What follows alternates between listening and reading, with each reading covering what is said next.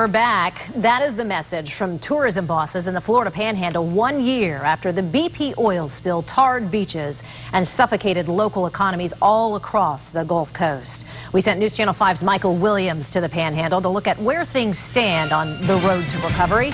He's joining us live from Pensacola Beach tonight to begin our live Team 5 coverage. Michael? Good evening from Pensacola Beach, where, like all the rest of Florida, the white sands here are like white gold for our state's $67 billion a year tourism industry. All of that threatened last April 20th when the Deepwater Horizon far out in the Gulf exploded into a fireball. 11 workers killed before it was capped in mid-July. Nearly 5 million barrels of oil, it's estimated, belched into the Gulf. All of that had potentially mind-numbing consequences for the Florida Panhandle, but the tourism industry has largely escaped the worst of that and now is on the road to recovery. The surf is up on Pensacola Beach. Tourism is up too.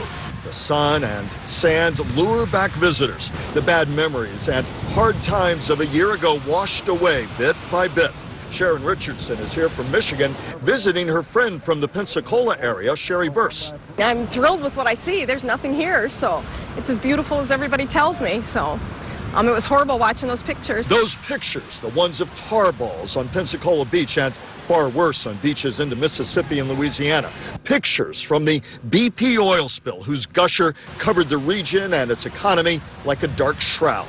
I remember there were days last summer we thought we would never have the beach back. And now you don't see the oil, and it's great. No, I think it's amazing. Pensacola area tourism bosses say up to 7,000 visitors canceled plans to visit here last spring and summer. A $20 million hit to the local economy. If you look at some of the news that was out there, you would have thought we were covered in oil day in and day out every day for 3 or 4 months, and that wasn't the case.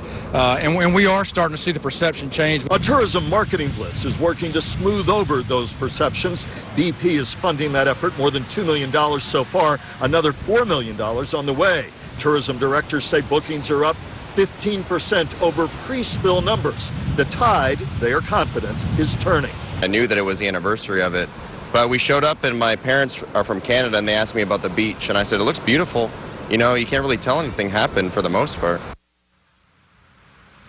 We're back live now on Pensacola Beach. You know, BP set up a $20 billion fund at the urging of the U.S. government to try and handle all the claims coming out of this spill. And of course, one of the big concerns early on as that sheen of oil was spreading across the Gulf was that its tentacles would be caught up in the Gulf Stream, wrap around to the East Coast and come up and hit our beaches, hit our tourism industry. There was that huge worry that spurred regional officials back home into action. They learned a lot from those worries in those days, and News Channel 5's Marci Gonzalez joins us live from our studios with more on all of that. Marci? Thanks, Michael. Until a year ago, there was only a plan in place here for a very, very minor spill. So the county had to do a lot of work that's still ongoing to make sure our shores stay protected. This is a sketch here of how they could potentially boom the inlet. Maps drawn up, plans put in place. We're going to be prepared. Those preparations described as a scramble to protect Palm Beach County from the aftermath of the Gulf oil spill. One of the things that we learned was we needed to be better prepared for that.